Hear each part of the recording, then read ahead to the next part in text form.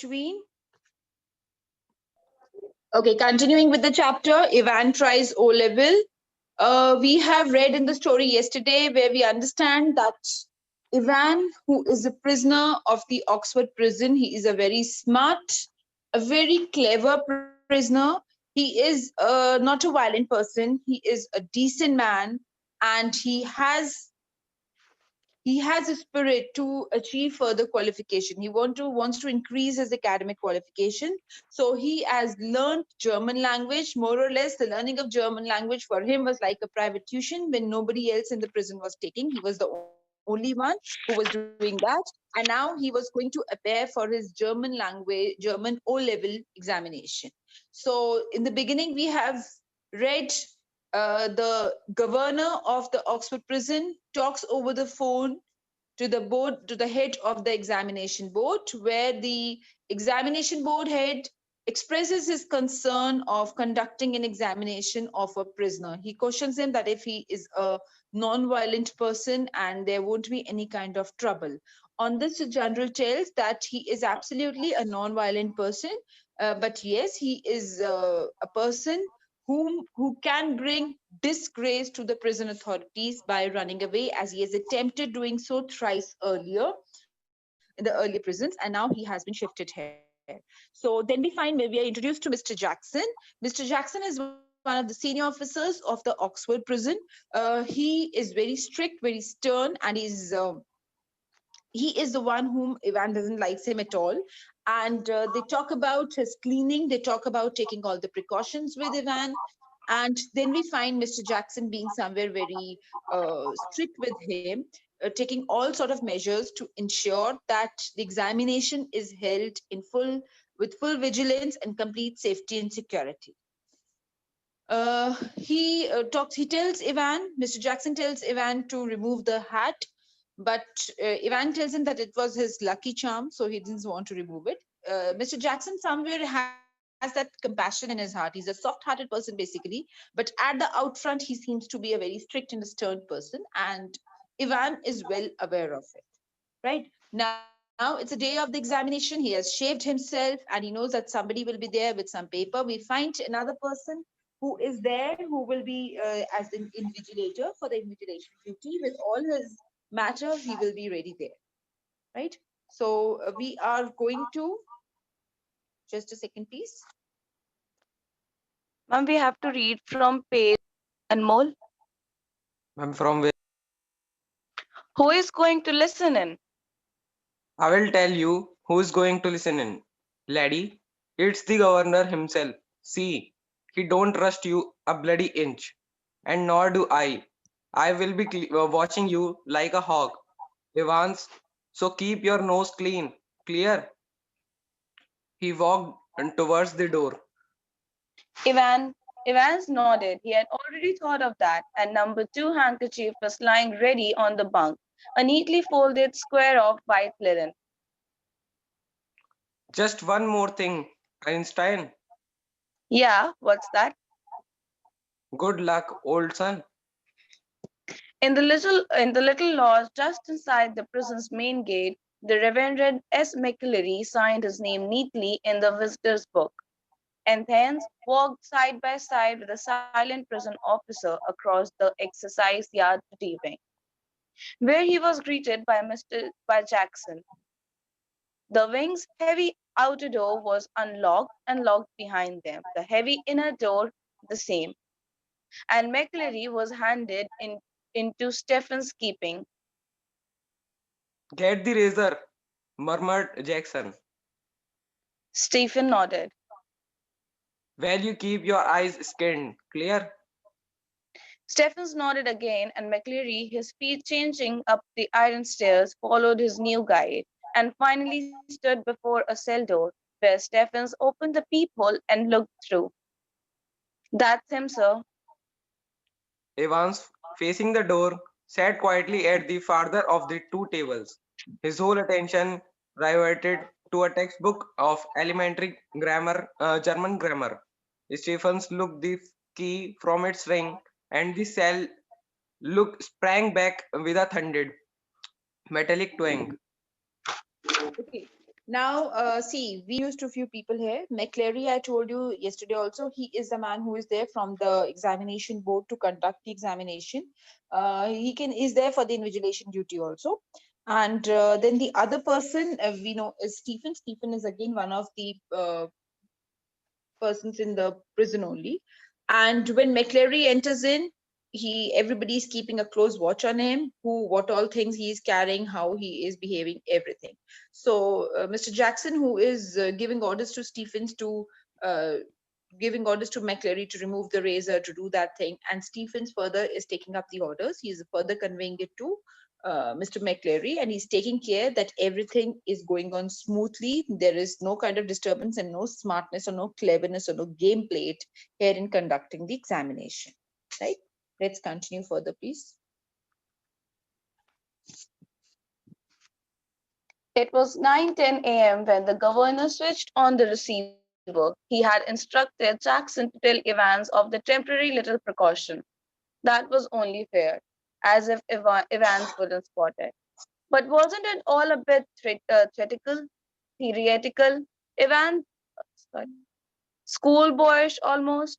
How on earth was Evans going to try anything on today?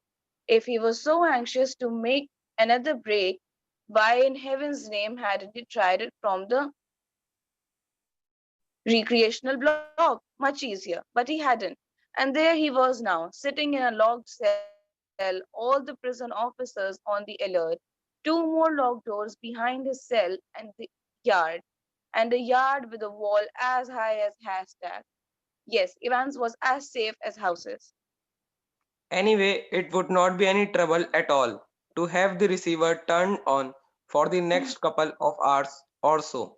It was not as if there was going to be anything to listen to, was it? Among other things, an invigilator's duty was to ensure that the strictest silence was observed.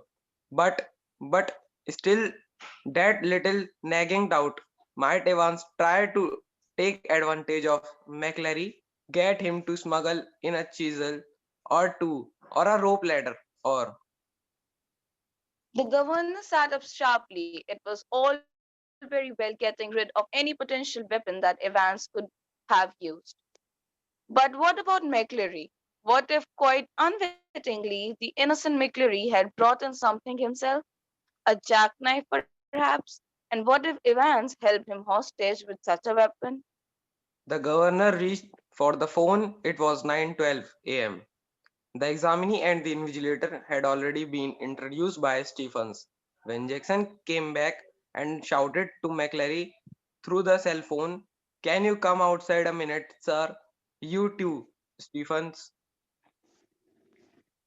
Jackson quickly explained the governor's worry, and McCleary patiently held out his arms and shoulder level whilst Jackson lightly frisked his clothes. Something hard here, sir. "Ma, reading glasses," replied McClary, looking down at the spectacle case. Jackson quickly reassured him, and bending down to the landing thumb flicked the catches on the suitcase. He picked up Okay. each Yeah, envelope. just a second. Shubhangi, just give a pause, please. Now, see, in this particular section, we find the prison authorities being very concerned. They are very worried, rather, that some smart act might be played by Ivan. Though somewhere they have this thing in their mind that why would he now try to run away? If he wanted to do that, he can easily do it from the recreational block. As in the introduction of the chapter itself, I told you that these days prisons are more of reform centers where the prisoners get a chance and opportunities to reform themselves, right? They can learn music, they can learn dance, they can learn languages, they have yoga, spiritual classes, so many things they have. So there was a recreational block which was not you can say so much strictness was not there, obviously, where prisoners are left in a way that they can do the activity, they can relax in a manner they want to. So they were thinking like if he wanted to run away, they could have done from the recreational block. Here where the security is so tight, why Would he plan to give an examination and then run away, where there are so many guards, there are walls, they're guarded by the two center walls and locks, everything is there. He's completely trapped. Why would he do so? And but then there was a concern from the higher authorities. The concern was that fine, you have checked Ivan properly, he's not carrying anything sharp, that's good enough. But what if McCleary is the invigilator who is there from the examination board? What if he is having something which is sharp, and Ivan may take advantage of the situation? He may take him as an hostage and then he may run away. Then what will you do? So when Mr. Jackson was, all these worries were poured into Mr. Jackson's ears. He was concerned and he shouted and he called Stephens and McCleary in the cell away from Ivan, right? And he told his concern. So on this, McCleary, who was though an invigilator from the examination board, he also got himself checked. He loosed up his shirts and his entire clothes. He frisked his clothes so that he should be completely examined. So there was nothing to be found. It was simply his reading glasses were there. And Jackson quickly reassured him, and bending down on the landing thumb, flicked the catches on the suitcase. Please, we can continue from this. He picked up each envelope in turn. He picked up each envelope in turn, carefully passed his palms along their surfaces, and seemed satisfied. He rifled curiously through a few pages of Holy Writ and vaguely shook the church times. All right so far, but one of the objects in McCleary's suitcase was puzzling him sorely. Do you mind telling me why you have bought this, sir? He held up a smallish, semi-inflated rubber ring, such as a young child with a waist of about 12 inches might have struggled into. You thinking of going for a swim, sir? McCleary's hetero, amiable demeanor was slightly ruffled by his tasteless little pleasantry, and he answered Jackson somewhat sorrowly. If ye must know, I suffer from hemorrhoids, and when I am sitting down for any length of time. Very sorry, sir. I did not mean to. The embarrassment was still reddening Jackson's cheeks when he found the paper knife at the bottom of the case. I think I'd better keep this enough, if you don't mind. That is, It was 9:18 a.m. before the governor heard their voices again, and it was clear that the examination was going to be more than a little late in getting underway. you have got a watch. Yes, sir. I will be telling you when to start, and again when you have 5 minutes left. Right, silence. There's plenty more. Oh, this writing paper should ye need it. Silence. Now write the name of the paper 021-1 in the top left hand corner. In the top right hand corner, write your index number 313, and in the box just below that, write your center number 271. Alright? Okay, Please scroll. now this is again a conversation. In the beginning, we find the conversation is continued between McCleary and Mr. Jackson, where McCleary was examining all his what all he was carrying along with him. To a certain point, he was surprised because there was a rubber ring, which surprised him. He said, "Why do you need it? Are you going for swimming?" So McCleary here tells about that he's suffering from hemorrhoids. It's kind of a problem where the person is not able to at times sit properly also, right? The lower part, the bottom especially, suffers, where it aches and there's pain in it, so the person is not able to sit properly. So he said that I have a problem in sitting, so at times I use this rubber ring.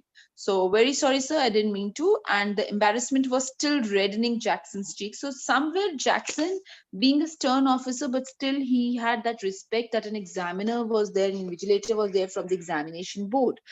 So they should not look at him from a suspicious eye. But then, because Ivan was a very clever person, so they had to be very stern and strict.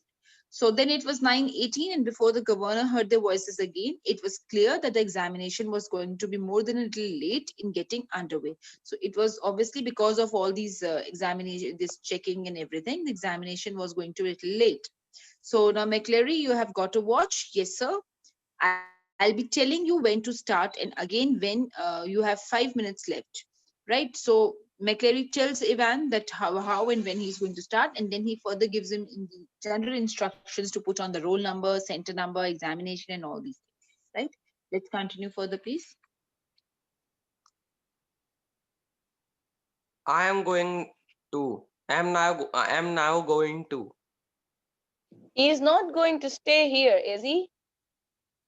I don't know about that.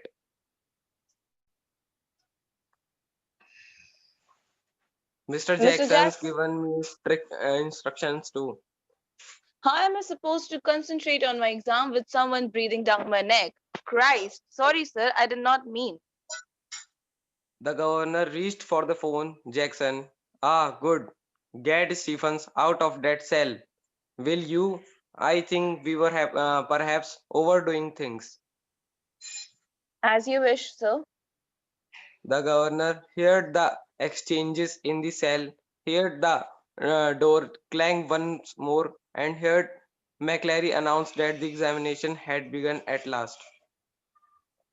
It was 9:25 a.m. and there was a great calm. At 9:40 a.m., the examinations board rang through, and the assistant secretary with the special responsibility for modern languages asked to speak to the governor. The examination had already started, no doubt. Uh, a quarter of an hour ago. Yes, well, there was a correction slip which some fool had forgotten to place in the examination package. Very brief. Could the governor please? Yes, of course. I will put you straight through to Mr. Jackson in D wing. Hold the line a minute. Was Was this the this the sort of continue? was this the sort of thing that was this the sort of thing the governor had feared? Was the phone call a fake, some signal, some secret message? But he could check on that immediately.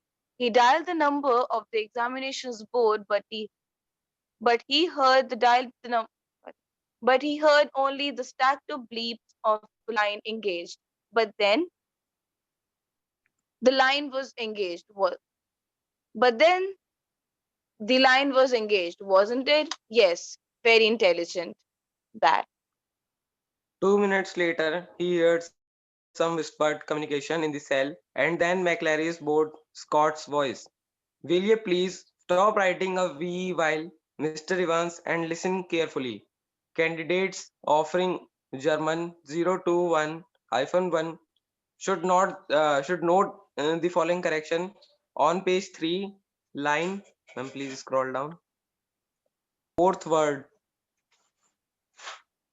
should read golden and not golden knee, and the whole phrase will therefore read zum goldenen Loven, not zum goldene Loven.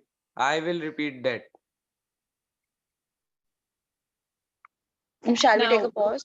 no, just a sec. Yes, you'll take that. There is a small correction. So there was a correction slip which somebody has forgotten to place in the examination packet. So we want to give you the correction. Now, somewhere something again, Mr. Jackson was suspicious about it. He was thinking whether it's a kind of a signal, whether it's some kind of conversation going between, is it some kind of a conspiracy being planned? So they were like, he was thinking about it. So he thought that firstly he should ensure it that it's actually a correction is there and it's from the right place. A genuine examination board is giving a call. So he made up his mind to give a call at the examination board. So he did that. But the problem there was that the phone was engaged, so he was not able to talk.